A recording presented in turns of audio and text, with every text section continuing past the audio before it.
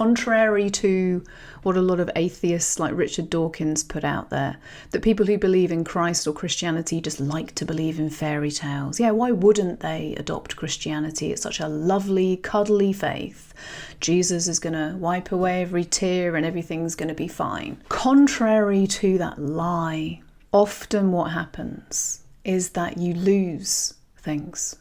Even if it costs people their jobs, even if it costs them their friends, even if it costs them their family.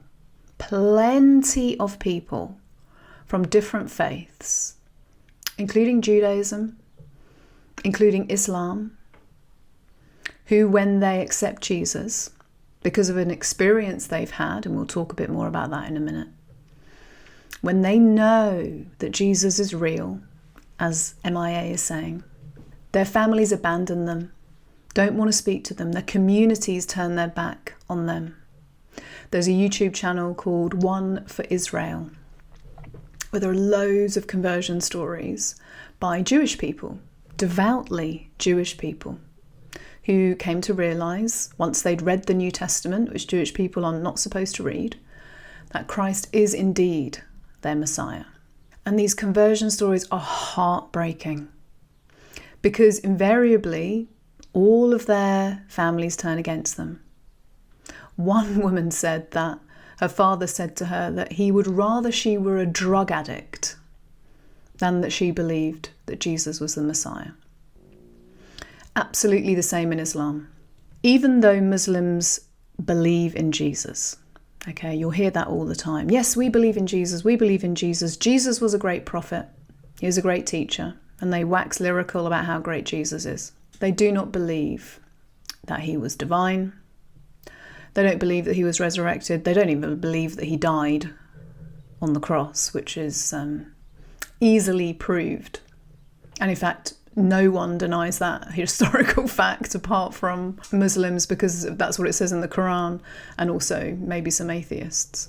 So yes, we love Jesus, but once Muslims accept Jesus as God, no, they're getting kicked out. And so a person to listen to and watch is a man called Nabil Qureshi, a young Pakistani man who grew up as a devout Muslim, had an experience with Christ, having read the New Testament, and converted to Christianity, and then lost his whole family and became a Christian apologist. And he's got some wonderful, wonderful videos up online. Unfortunately, he died a few years back. But because he was such a devout Muslim, he is very well versed in the Quran, very well versed in Islamic teachings. And so is an excellent apologist in terms of being a defender of the Christian faith, because he knows Islam as well. And he wrote a book called Seeking Allah, Finding Jesus. So, yeah, this idea that Jesus said in the New Testament, you have to lose your life to find it. If you're going to follow me, you're going to have to take up your cross. You're going to lose your life to find it. And this is what happens. This is MIA's experience, or certainly she's preparing for it as her fans turn away from her. It's certainly my experience, not that I'm famous or have fans or anything like that, but in terms of my experience with friends, there has definitely been a surprise when I've started talking about Christ, a bit of a, detachment. People either don't want to talk about it, or they have some kind of off-the-cuff comment, snide comment. I had someone come in to my place when I was reading the Bible. This was about a year ago. And this person that I know, and she said to me, "You're not reading the Bible, are you?" And it was like, yeah. Yeah, what are you reading? So such interesting reactions. It's always fascinated me, the reactions that people have to Christ. And I spoke about this years ago in my previous podcast, when I was speaking about my own reaction and my own barriers, because I was speaking about every single spiritual tradition and teaching apart from Christianity.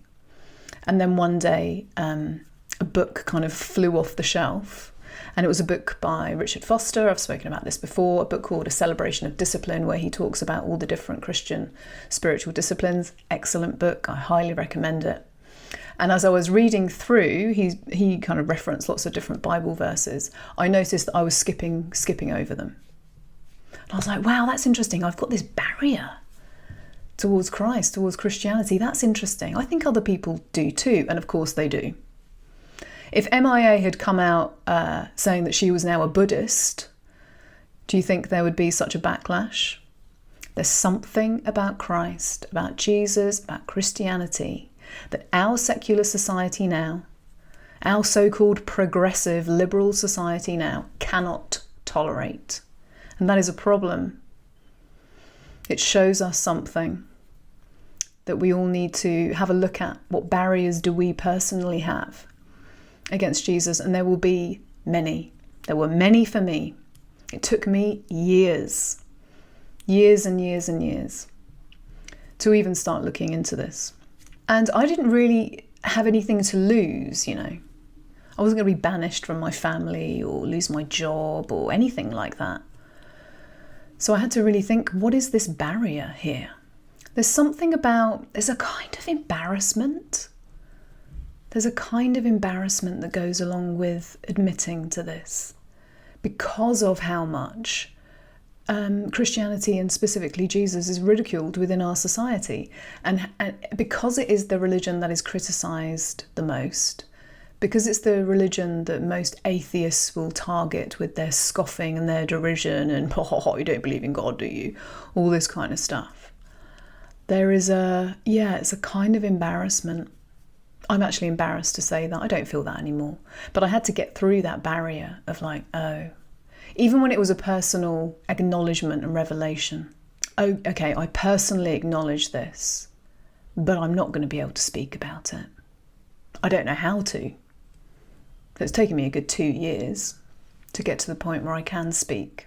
And so I take comfort that there's lots of other people going through the same experience, and of course not just celebrities, but many people around the world during COVID had these experiences. And so I'm going to talk a little bit about what it's been like for me, and hopefully that will give you some comfort that you're not going mad, that yes, this is happening. Yes, God does exist and he speaks. He speaks. It's just a matter of, are you listening? And also, do you want to hear what he's saying specifically to you, and also what he's saying collectively? But you're in good company. You're in good company.